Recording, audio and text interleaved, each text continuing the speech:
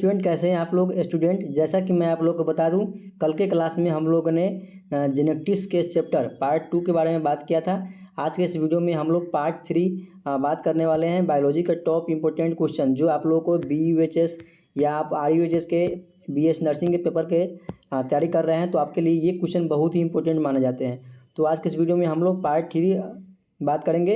इससे पहले मैंने आप लोगों को पार्ट 1 और पार्ट 2 तैयार करके अपलोड कर रखा है। आप लोग जा करके पहले उसको देखिएगा, उसके बाद इस वीडियो को आप लोग आराम से देख सकते हैं। उस वीडियो को भी लिंक मैं आप लोगों को वीडियो के नीचे अपलोड कर दूंगा ताकि आपको देखने में किसी प्रकार का परेशानी नहीं हो। तो चलिए दोस्तों, बिना टाइम गंवाए कम समय में आप लोग को जल्दी से जल्दी मैं उस वीडियो को शुरू करता हूँ। PDF को तैयार करके मैंने आप लोगों के लिए यहाँ पर लाया हूँ ताकि आप लोगों का ज़्यादा समय नहीं जाए। और मैं आगे से कोशिश करूँगा कि आप लोगों के साथ लाइव जुड़ूँ और आप लोगों का साथ में कमेंट लूँगा। तो चलिए मैं शुरू करता हूँ। अब देखिए दोस्तों, आप लोगों के सामने क्वेश्चन स्टार्ट हो रहा है, जहाँ पे आप लोगों को सबसे फर्स्ट नंबर क्वेश्चन वही है जो आपको जेनेटिक्स के फादर पूछा जा रहा है कि जेनेटिक्स के फादर कौन है। तो आपके सामने आंसर दिया गया है मॉर्गन, बैटसन या मेंडल या सर्टेन एंड बुवेरी। आपके पास ये ऑप्शन दिया गया है फादर ऑफ मॉडर्न जेनेटिक्स। अनुवांशिकी, आधुनिक अनुवांशिकी का जनक किसे कहा जाता है। तो आपके पास ऑप्शन ये 4 है। जल्दी से आप लोग कमेंट बॉक्स में इसका आंसर दीजिए। तो इसका आंसर क्या हो जाएगा, जल्दी से आप लोग बताइए। इसका आंसर की बात करें तो आप लोगों के सामने C आंसर होगा, यानी कि मेंडल हो जाएगा। नेक्स्ट क्वेश्चन आपके सामने है पॉलीजेनिक इनहेरिटेंस इन सो इन, यानी कि पॉलीजेनिक इनहेरिटेंस किस में देखा जाता है। बहुजीनी वंशागति किस में पाई जाती है। Sickle cell anaemia, ABO blood group, colour blindness और हीमोफीलिया। जल्दी से इसका आंसर आप लोग दीजिए। इसका आंसर क्या होने वाला है। तो इसका आंसर 27 नंबर दिया हुआ है। 27 नंबर का आंसर क्या होगा, जल्दी से आप लोग कमेंट कीजिए। तो 27 नंबर का आंसर की बात करें तो sickle cell anaemia polygenic inheritance का उदाहरण मान लीजिए, या उसी को दिखाया था उसमें। ये हो गया आप लोगों के सामने। नेक्स्ट क्वेश्चन है पीलियोथेरेपी इज ऑब्जर्व इन, यानी कि पीलियोथेरेपी किस में देखा जाता है। उसका आंसर आप लोगों के सामने क्या होगा, जल्दी से बताइए आप लोग। तो दोस्तों इसका आंसर क्या हो जाएगा, पीलियोथेरेपी इज ऑब्जर्व इन।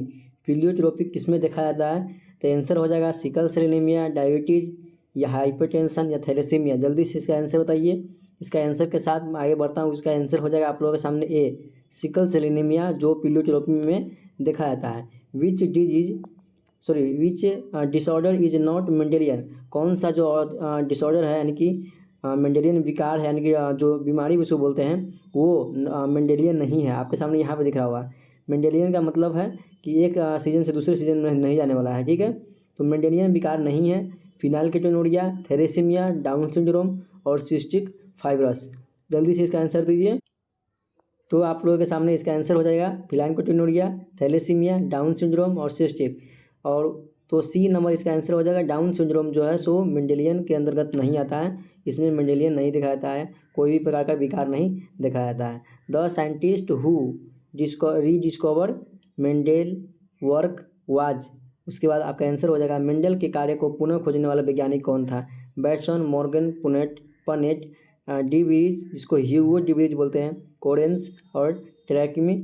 उसके बाद सर्टेन एंड बुवेरी C नंबर पे, और D नंबर पे वाटसन और क्रिक। तो जल्दी से इसका आंसर दीजिए। इसका आंसर क्या हो जाएगा। तो आप लोगों के सामने क्या बोला जा रहा है, क्वेश्चन फिर से पढ़ लीजिएगा। तो मैं बताऊंगा, जैसे ही हम क्वेश्चन पढ़ते हैं आप लोगों का आंसर कमेंट में आ जाना चाहिए। The scientist who rediscover Mendel works was, यानी कि मेंडल के कार्य को पुनः खोजने वाला वैज्ञानिक था ह्यूगो डिब्रीज, कार्ल कोरेंस और लेमार्क। यहाँ आपको दिख रहा होगा। नेक्स्ट क्वेश्चन आपको सामने दिख रहा होगा, which type of inheritance is show in the haemophilia, लिखा हुआ है हीमोफीलिया, ठीक है। तो haemophilia, which type of inheritance is shown by haemophilia. Haemophilia किस प्रकार की वंशागति का उदाहरण है। ऑटोसोमल, रिसेसिव, यानी कि डोमिनेंट और अलग अलग दोनों दिया हुआ है। सेक्स लिंक है और या मल्टीपल एलिलिज्म है। जल्दी इसका आंसर दीजिए। 31 नंबर क्वेश्चन का आंसर क्या हो जाएगा। 31 नंबर क्वेश्चन का आंसर हो जाएगा आप लोगों के सामने, ये जो है so sex link recessive disorder है। इनहेरिटेंस ऑफ द हीमोफीलिया जो है so sex link recessive disorder है। 32 नंबर क्वेश्चन आपके सामने दिख रहा होगा। 32 नंबर में क्या लिखा हुआ है, विच law explain purity of gamete, यानी कि गैमेट की शुद्धता का नियम कौन सा है। यानी कि इसमें जल्दी से आपको बताना है। 32 नंबर क्वेश्चन में law of segregation, law of dominance, law of independent assortment और law of variation. Which law explain purity of gamete, इसको आपको पकड़ना है। इसका आंसर आप लोगों के सामने क्या हो जाएगा, तो लॉ ऑफ सेग्रीगेशन इसका आंसर हो जाएगा। 32 का A नंबर आंसर करेक्ट हो जाएगा। आप लोग आगे बढ़ते रहिए और आंसर का भी आप लोग देना है कमेंट बॉक्स में। नेक्स्ट क्वेश्चन आपके सामने है, the F2 generation of a dihybrid cross show how many phenotypic ratio क्या हो जाएगा। ठीक है, आपके सामने फिनोटिपिक रेशियो पूछा जा रहा है। फिनोटिपिक रेशियो क्या हो जाएगा, तो 2 हो जाएगा, 3 हो जाएगा, 4 हो जाएगा और 9 हो जाएगा। F2 जनरेशन में डाई हाइब्रिड क्रॉस में कितने सारे जो फिनोटिपिक रेशियो होते हैं वो आपको बताना है। तो फिनोटिपिक रेशियो यहाँ पे 4 हो जाते हैं डाई हाइब्रिड क्रॉस में। नेक्स्ट क्वेश्चन आपके सामने है 34 number question, in Mendel dihybrid cross the ratio of round yellow and wrinkled pink is green, pink नहीं है रिंकल्ड ग्रीन इज, मेंडल के डाई हाइब्रिड क्रॉस में गोल पीले और झुर्रीदार हरे रंग का अनुपात क्या होगा। तो इन सभी के अनुपात की बात करें तो 9:1, 9:3, 9:3:1 3:1 या 9:7। तो इसका आंसर क्या हो जाएगा जल्दी से आप लोग बताइए। तो मैं बता दूं, in Mendel dihybrid cross the ratio of round wrinkled and green is, इसका आंसर हो जाएगा 9:3:1। ये आपका डाई हाइब्रिड क्रॉस का अनुपात होने वाला है।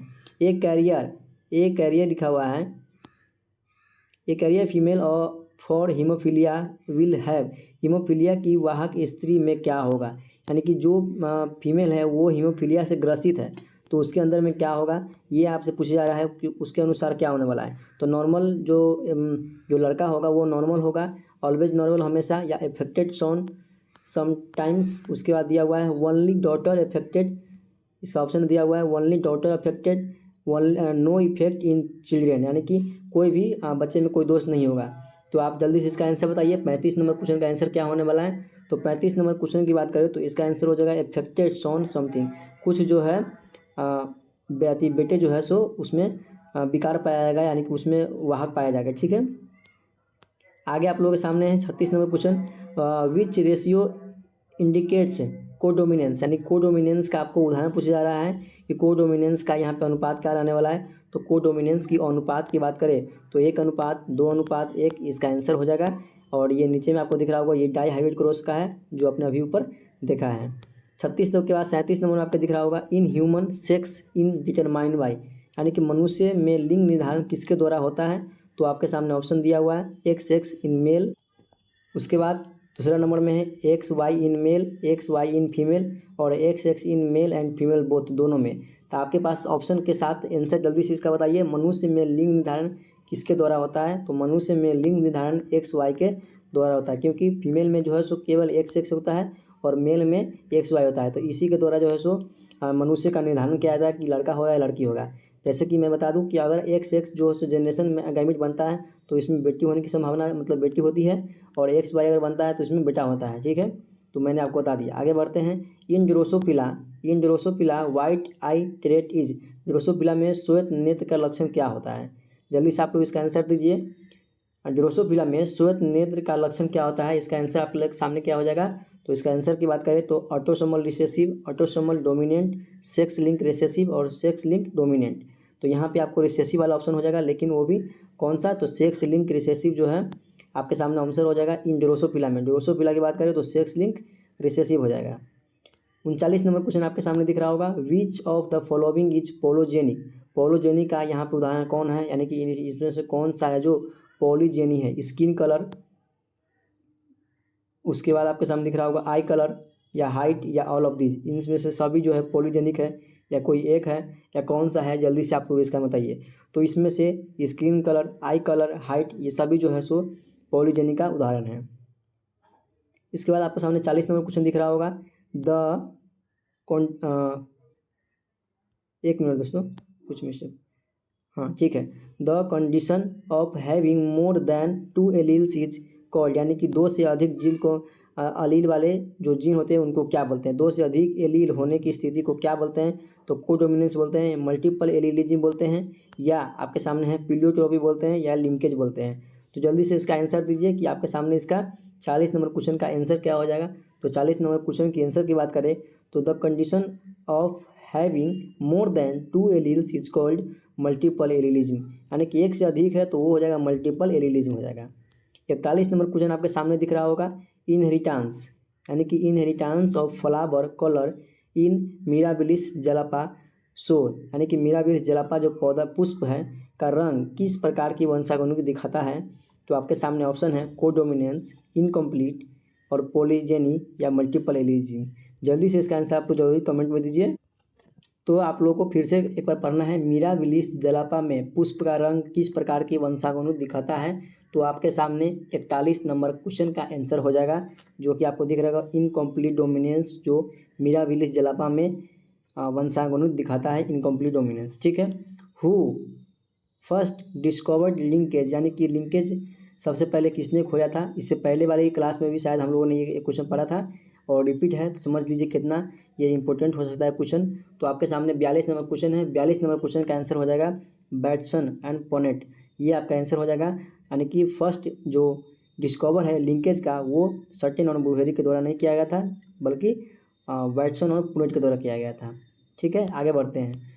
विच of the following disorder is due to recessive gene, निम्नलिखित में से कौन सा विकार रिसेसिव जीन के कारण होता है? रिसेसिव जीन के कारण कौन सा इसमें से विकार होता है? यानी कि हीमोफीलिया होता है, या कलर ब्लाइंडनेस होता है, थैलेसीमिया होता है, या सभी होता है? तो आपके सामने ऑप्शन दिया गया है, तो इसमें से जल्दी से इसका ऑप्शन बताइए कि इसमें से कौन सा जो होता है वो रिसेसिव जीन के द्वारा होता है। तो इसमें से जितने भी सारे हैं, जैसे हीमोफीलिया, कलर ब्लाइंडनेस, थैलेसीमिया या ऑल ऑफ दीज, तो आपका आंसर हो जाएगा ऑल ऑफ दीज 43 का। Which genetic disease is due to absence of clotting factor, clotting factor के अब्सेंस में कहा जा रहा है कौन सा आनुवांशिक रोग क्लोटिंग फैक्टर की कमी से होता है? तो colour blindness, haemophilia, sickle cell anaemia और थैलेसीमिया। आप लोग को क्वेश्चन को अच्छे से समझना है। Which genetic disease is due to absence of clotting factor, यानी कि कौन सा आनुवांशिक की रोग जो है वो क्लोटिंग फैक्टर की कमी के कारण होता है? तो आप लोगों के सामने 44 नंबर क्वेश्चन का आंसर हो जाएगा बी नंबर, यानी कि हीमोफीलिया, जो कि क्लोटिंग के वजह की कमी कारण होता है। 45 नंबर क्वेश्चन फिर से पढ़ना है। The F1 generation of A monohybrid cross is always, यानी कि मोनोहाइब्रिड क्रॉस की F1 पीढ़ी की हमेशा कैसी होती है? यानी कि जो मोनोहाइब्रिड है उसका F1 पीढ़ी कैसा होता है? तो हेटेरोजाइगस होता है, होमोजाइगस होता है। ठीक है, उसके बाद आप लोगों के सामने ऑल डोमिनेंट होता है या ऑल रिसेसिव होता है। तो आप लोगों के सामने 45 नंबर क्वेश्चन का आंसर क्या हो जाएगा? जो F1 जनरेशन में मोनोहाइब्रिड होता है वो हेटेरोजाइगस होता है। ये आप लोगों को मैंने बता दिया। आप लोगों का कोई भी क्वेश्चन पर डाउट होगा तो ज़रूर मुझे आप लोग कमेंट कीजिएगा, मैं आपको उसका आंसर अच्छे से बताऊंगा और उसको एक्सप्लेन भी कर दूंगा। उसके बाद हम लोग का 46 नंबर क्वेश्चन है, जीन्स आर लोकेटेड, यानी कि जीन जो है सो कहाँ पाए जाते हैं? जल्दी से आप लोग बताइए। हम लोग बहुत ही लास्ट क्वेश्चन की तरफ चलने वाले हैं, यानी कि अब हम लोग सेशन को एंड करने वाले हैं। 46 नंबर क्वेश्चन पूछा जा रहा है कि जीन कहाँ लोकेटेड होते हैं? तो जीन जो है सो हमारा क्रोमोजोम में लोकेटेड होते हैं। ये तो नॉर्मल सा क्वेश्चन है, लेकिन यही सब क्वेश्चन बहुत ही वीवीआई क्वेश्चन बन जाता है, तो आप लोगों को इस सब क्वेश्चन को इग्नोर नहीं करना है। ये सब बहुत ही इंपॉर्टेंट क्वेश्चन है।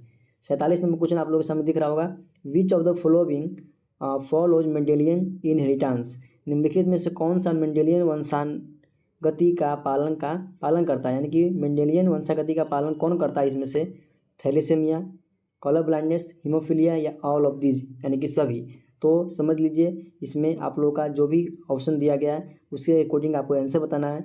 विच of the following follow Mendelian inheritance, तो मेंडेलियन इनहेरिटेंस इनमें से सभी को फॉलो करता है, यानी कि पालन करता है। ठीक है, इसका आंसर हो जाएगा D, inheritance of skin colour in human was explain by, मनुष्य में त्वचा के रंग की वंशागति किसने समझाई थी, यानी किसके द्वारा दी गई थी? ठीक है, ये थ्योरी डार्विन के द्वारा या डेवेनपोर्ट के द्वारा या मेंडल के द्वारा या मॉर्गन के द्वारा? जल्दी से इसका आंसर बताइए।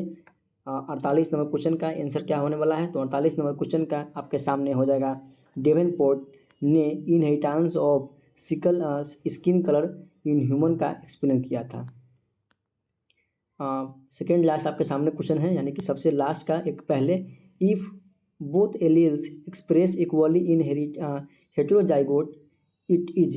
ठीक है, तो आपके सामने क्या कहा जा रहा है? यदि विषम युग्मज में दो एलील समान रूप से व्यक्त हो तो इसे क्या कहते हैं?